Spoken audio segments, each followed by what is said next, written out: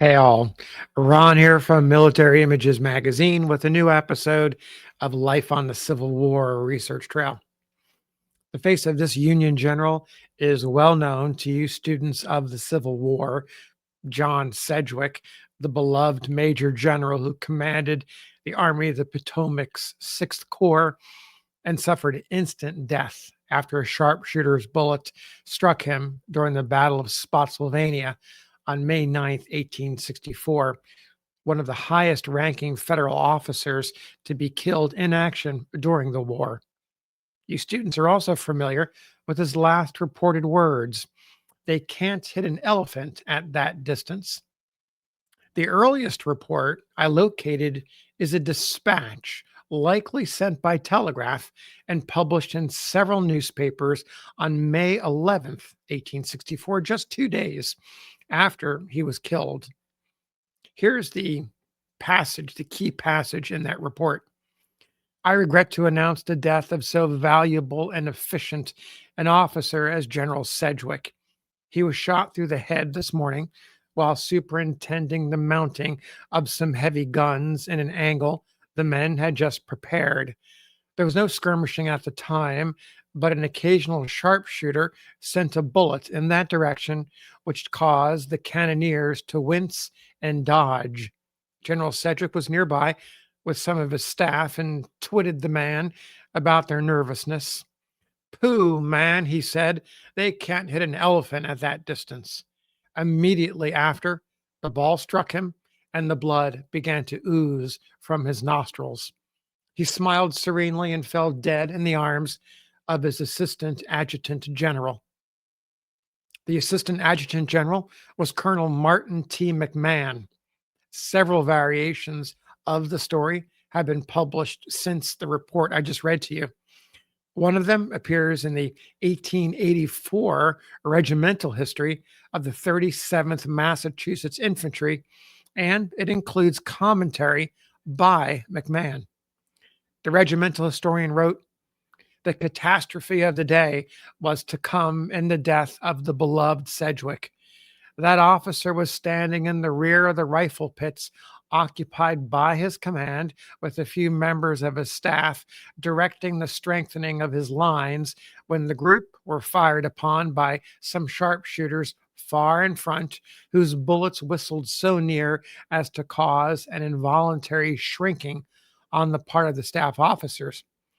Don't be afraid, boys. They couldn't hit an elephant at that distance," said Sedgwick, with a glance at the location of the marksman. Almost as the words left his lips, he was struck beneath the eye by a bullet which passed entirely through his head, and without a word, with only a sad smile lighting his noble features, the brave soul, which had never known fear or dishonor, quitted its earthly tenement. Of the sad scene which ensued when the terrible losses reported at headquarters. After carrying the lifeless body of their commander to a tent, McMahon, here's where he comes in, stated, "Each one in that tent, old, gray, bearded warriors, burst into tears and for some minutes sobbed like children mourning a father. They built a bower of evergreen among the pine woods and laid him out upon a rough bier made for him by soldier hands, and all day long there were strong men weeping by this funeral couch. They came from all parts of the army, the old and the young, the well and the wounded officers and men, to take their last look at the beloved chieftain. Many thousands of brave men who composed that army were familiar with death in all its forms. Not once nor twice had they seen strong men stricken into sudden death. Not once nor twice had they beheld men of high rank and high command fall amid contending hosts. They had perhaps grown hardened and indifferent to what was necessarily of frequent occurrence and the common expectation of all. But when the news went that day, like an electric shock along the lines of the Army of the Potomac, that John Sedgwick was dead, a great loneliness fell upon the hearts of all, and men that scarcely ever heard his voice, many that scarcely knew him by sight, wept bitter tears as if they had lost an only friend, and all recalled how, on many occasions, hearing on right or left or rear the thunder of hostile guns, all anxiety passed away from the minds of men at the simple remark, "It must be all right. Uncle John is there." Another of Sedgwick's staffers, Major Thomas W. Hyde, shared his remembrance of the events leading up to the death and after the death of General Sedgwick in his 1894 memoirs. Before I share the passage, know that Hyde mentions Lieutenant General Ulysses S. Grant, a Brigadier General and Division Commander John C. Robinson, who suffered a leg wound that resulted in an amputation and later on received a Medal of Honor. Brigadier General William H. Morris, a brigade commander who came into the sights of an enemy sharpshooter who fired a shot that hit him in the right knee as he inspected the men, and Colonel Frederick T. Locke, a staffer who had been shot in the face by a gunshot. Hyde also mentions staffers McMahon, Charles Henry Tompkins, Lieutenant Colonels Eugene B. Beaumont, and Charles A. Whittier, and Captain George B. Halstead. Hyde begins down the Turnpike Road to Spotsylvania on the morning of the 8th of May, tramped the diminished and dusty column of the Sixth Corps. At its head, as usual, General Sedgwick's stalwart form, but his face was saddened by our losses and possibly by a foreboding of the fate he rode so gravely to meet. In the afternoon, we caught up with the once distant firing, came to the dead men by the roadside, met the usual pale and bloody victims upon stretchers, and soon General Robinson, commanding the division of the Fifth Corps that were engaged, minus one of his legs. Lee was in front of us and entrenching fast, so our tired troops were got forward into line as soon as possible. The dim impression of that afternoon is of things going wrong and of the general exposing himself uselessly and keeping us back, of Grant's coming up and taking a look, of much bloodshed and futility. Then the dismal night and the tangled forest, the hooting of owls, the embrace of the wood tick, bang, bang from the picket line, then a dozen more, then the dreamless repose of utter fatigue.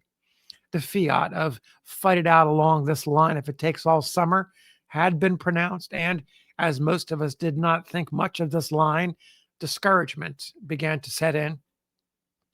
We did not appreciate the policy of attrition and thought our lives as good as the rebels, man for man. On the morning of the 9th, the Corps seemed to be in a fairly good position. Headquarters were near a crossroad where the dropping fire of sharpshooters was making sad havoc with anything of ours in sight. General Morris and Colonel Locke had already been carried to the rear. The general, Sedgwick, sent me to advance our pickets a little, I suppose, to rid us of this annoyance. I rode down to them through an open field, taking a zigzag course as fast as my good course could run, which no doubt saved me as little spurts of smoke kept bursting from the distant woods, and the unpleasant whistle of rifle bullets was very apparent. My errand done, I got back in the same way and sat down beside the general on the ground.